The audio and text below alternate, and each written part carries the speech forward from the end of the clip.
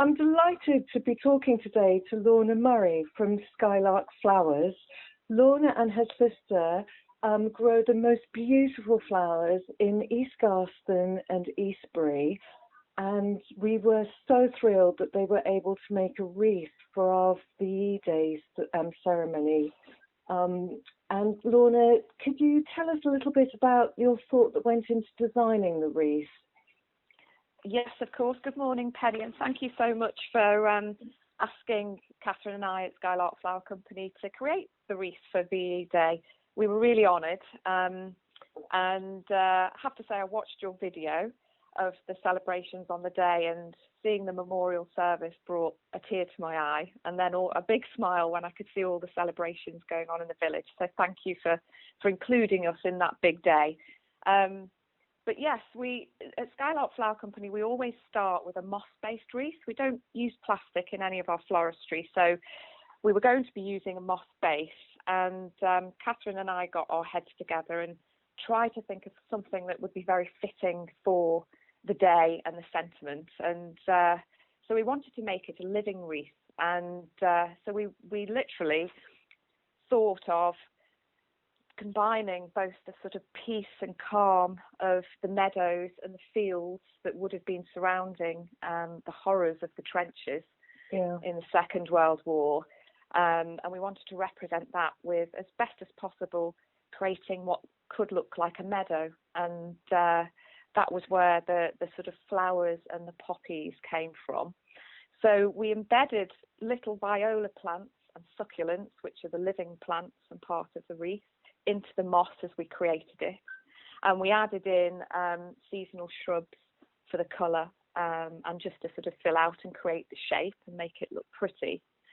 We used dried poppies because clearly at the moment we don't have fresh poppies, but we knew the symbolism of the poppy on these sort of remembrance days, so it was lovely to include dried poppies with the fresh flowers. And then we wanted to somehow honour and represent all of the lives that were lost in the Second World War too.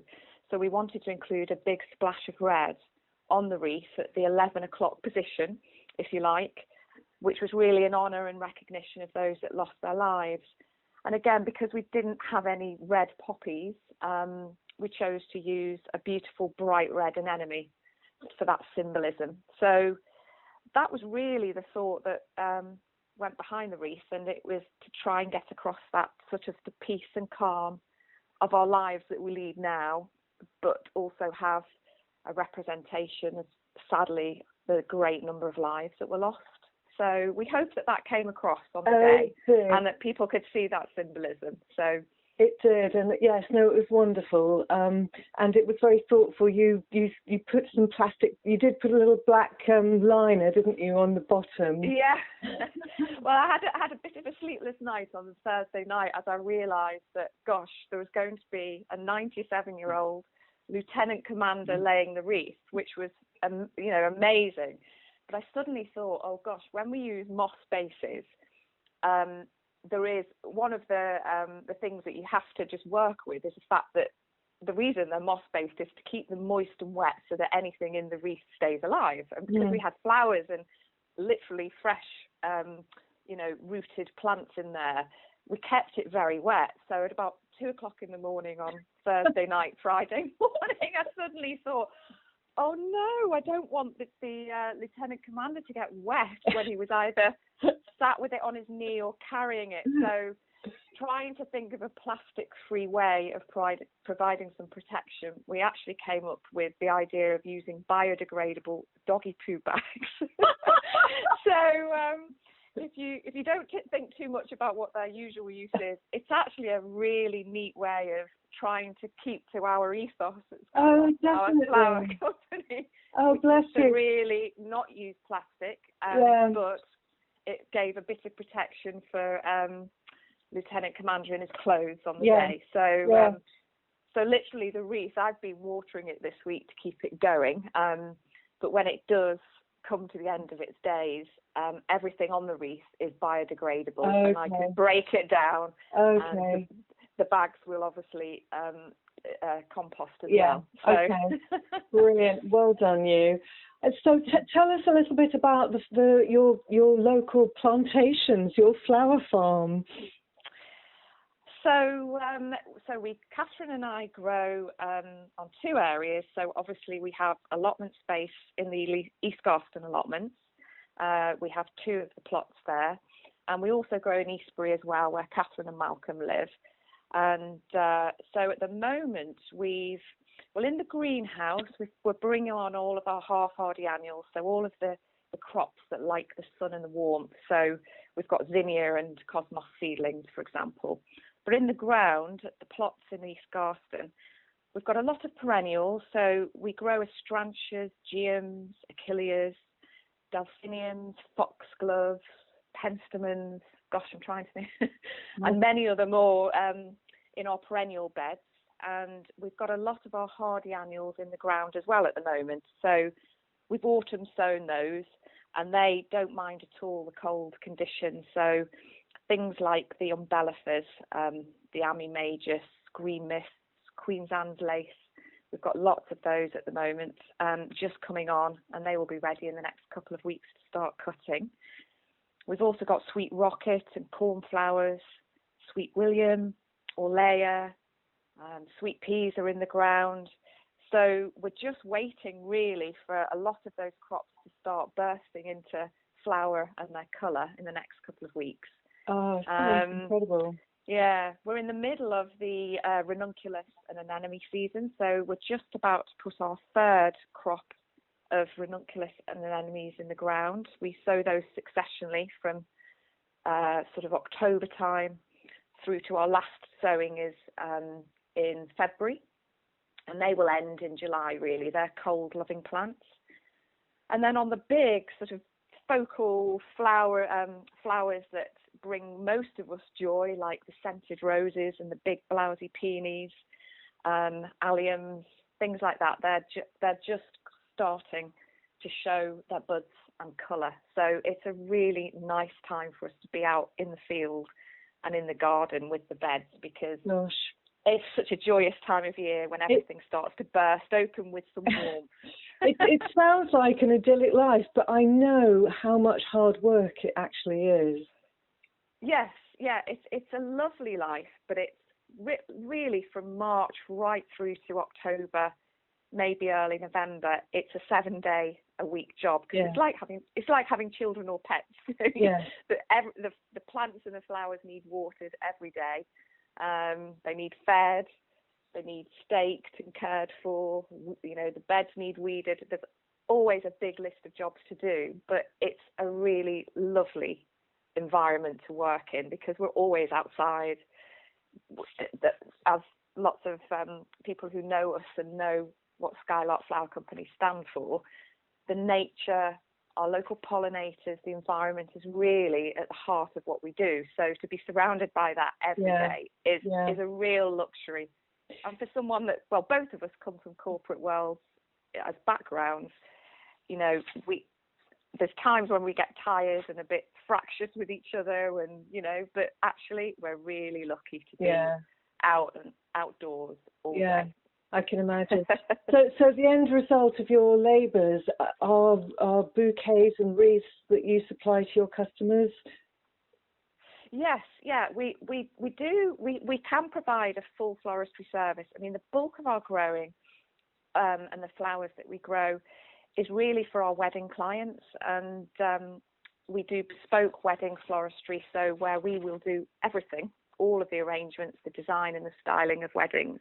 But one of our unique offerings is, because we grow our own cut flowers, we can provide flowers for brides and families to do their own wedding flowers. And that's an increasing trend, is that as people think more about the environment and perhaps their food provenance, they're also starting to think about where their flowers come from and have a preference for buying locally, supporting local businesses. So we provide both services, where we can do everything and take all the strain off of couples who are having their wedding. But equally, if there are people who really like to get involved and take responsibility and kind of have fun with the build up to the wedding and do their own flowers, then equally they can get flowers from us, and we call that our sort of buckets and bloom service. Okay. So yes, and you provide the raw materials and they do the arranging. Yes, and we're always there on hand to help if needed. And it's a growing trend we see in the wedding floristry market, and then all year round we offer workshops, and yes, we do gift bouquets, home styling. There's lots of services we offer. Okay. Has the pandemic obviously affected the wedding customers you would normally expect to have? Yes, sadly, obviously a lot of brides and families are having to either cancel their weddings or postpone them to dates later in the year or to next year. So certainly from really March through to July, we knew very early on that we wouldn't be doing any of the weddings that were planned, and a lot of those dates have been moved into next year. But as flower farmers, we have to keep growing. We can't stall the plants and the seasons. So we've carried on growing what we normally would do. We've amended things slightly, and we've just tried to adapt to the circumstances.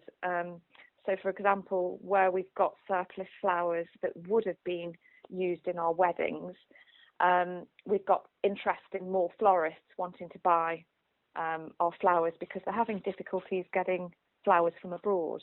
And we also have decided, very early on, that we would try to give flowers to those that are very needy or vulnerable at this time, and really badly affected by the COVID-19 scenario and the restrictions and lockdown. So yes, we've tried to think outside the box and work out ways where the last thing we want is for the flowers to go to waste. And thankfully, we've had huge support from the local community. It's been really lovely, and we're very thankful for that. And yeah, we're sort of keeping things ticking over. Brilliant. How can people contact you, Lorna, if they'd like to find out more about what you offer? So we are contactable we have an Instagram page, which is at Skylark Flower Co. We also have a Facebook page, which we're literally just about to publish, so people can contact us through that probably in the next week or so. We have a website, a page on a website called Flowers from the Farm, which is a network of all of the local British flower farmers across the country. So we do have a web page on there which lists all of our offerings and how to contact us.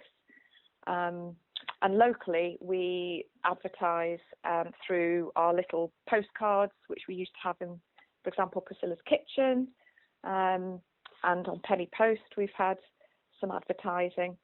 So I think locally a lot of people know we're around, but yeah, Instagram is probably the best place to look for us at the moment, and Flowers from the Farm website as well.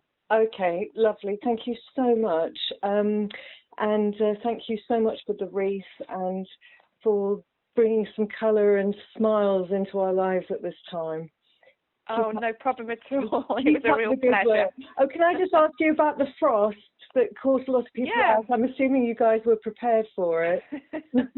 Yeah, oh gosh, I know it's been such a funny year for weather, and we don't normally get such cold nights, do we, so late into May? But yeah, thankfully we were prepared.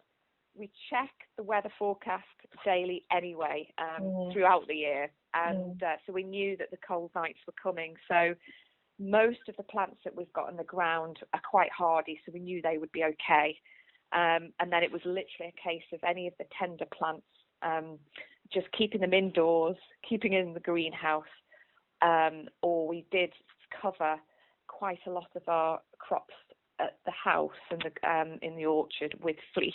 So we're very thankful that we've actually come through it quite unscathed, and we're hopeful. We think that this will probably have been the last week of the cold nights. Okay. So yes, I'm sorry for any gardeners that maybe had some losses, and I do think up at the allotment as well there were a few crops that were damaged. So Yeah, Yeah. wasn't good. No.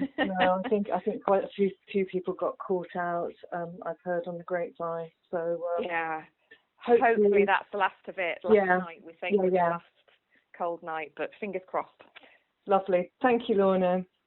No problem. Thank you, Penny.